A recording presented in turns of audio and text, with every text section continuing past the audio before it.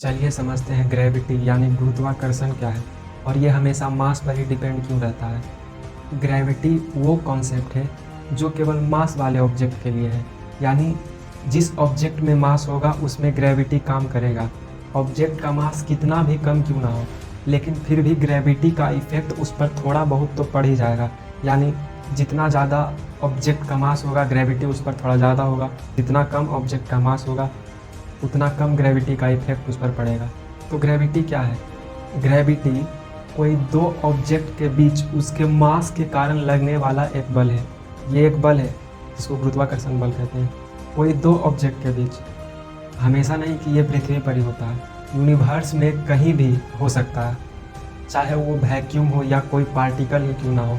Gravity universe में हर जगह लगता है और हर एक पार्टिकल पर लगता है जिसमें कुछ ना कुछ मास होता है। यानी ये दो ऑब्जेक्ट के बीच उनके मास के कारण लगने वाला एक आकर्षण बल है, यानी अट्रैक्शन फोर्स है। उनके मास के कारण यानी उनके द्रव्यमान के कारण लगने वाला एक अट्रैक्शन फोर्स है। और ये न्यूटन के अनुसार है। सर आइजक न्यूटन ने ग्रेविटी को सबसे पहले बताया था, लेकिन आइंस्टीन के अनुसार ये नहीं है, ये न्यूटन के अनुसार है। अगर हम कहें कि पृथ्वी पर एक ऐसा जगह है जहाँ ग्रेविटी काम ही नहीं करता है, तो सेंटर ऑफ अर्थ यानी पृथ्वी का केंद्र एक ऐसा जगह है जहाँ ग्रेविटी काम ही नहीं करता है। वहाँ पे हर जगह से बल समान लगता है, क्योंकि पृथ्वी जो है एक ऑरेंज शेप में है, गोल है, तो वहाँ पे हर जगह से बल समान लगेगा, जिस वजह से वहाँ ग्रेविटी काम नहीं करता है। लेकिन वहाँ जाना पॉसिबल नहीं है, वहाँ बहुत ज़्यादा प्रेशर रहेगा और बहुत हाई टेम्परेचर रहेगा, बहुत ज़्यादा टेम्परेचर रहेगा। सारा जो पृथ्वी का दबाव पृथ्वी के केंद्र पर ही तो रहता है, तो वहाँ पे कितना प्रेशर और कितना टेम्परेचर उत्पन्न होता होगा। लेकिन आप इसको इमेजिन कर सकते हैं कि पृथ्वी के केंद्र पर यानी सेंटर ऑफ अर्थ, वहाँ ग्रेविटी काम नहीं करेगा, क्योंकि वहाँ पे हर जगह से बल समान लगेगा। अब आइए, ग्रेविटी सबसे पहले कौन बताया था? तो ग्रेविटी सबसे पहले न्यूटन ने बताया था, जिसका पूरा नाम था सर आइजक न्यूटन। वो जब कैम्ब्रिज विश्वविद्यालय पढ़ने गया था तो प्लेग नामक रोग फैल गया था, जिस वजह से विद्यालय बंद हो गया।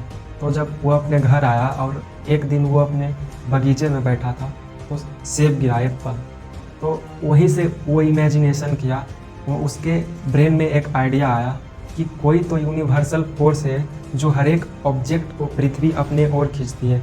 यही आइडिया आया न्यूटन को। तो ग्रेविटी का जिक्र सबसे पहले वही क्या था, न्यूटन। बाद में आए आइंस्टीन, इसको अलग टाइप से बताया। उन्होंने बताया कि स्पेस में कर्वेचर के वजह से हमें ग्रेविटी का इफेक्ट महसूस होता है, लेकिन न्यूटन के अनुसार ये नहीं है।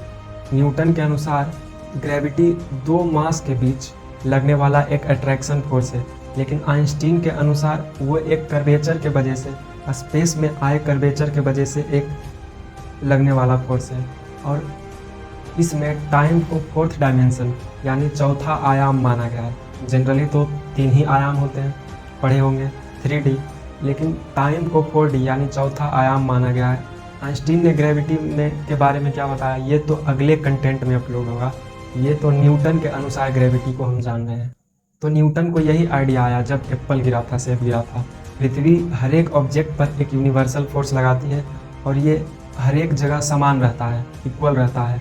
और ये न्यूटन ने अपने बुक, उस समय एक बुक छापा जिसका नाम था प्रिंसिपिया।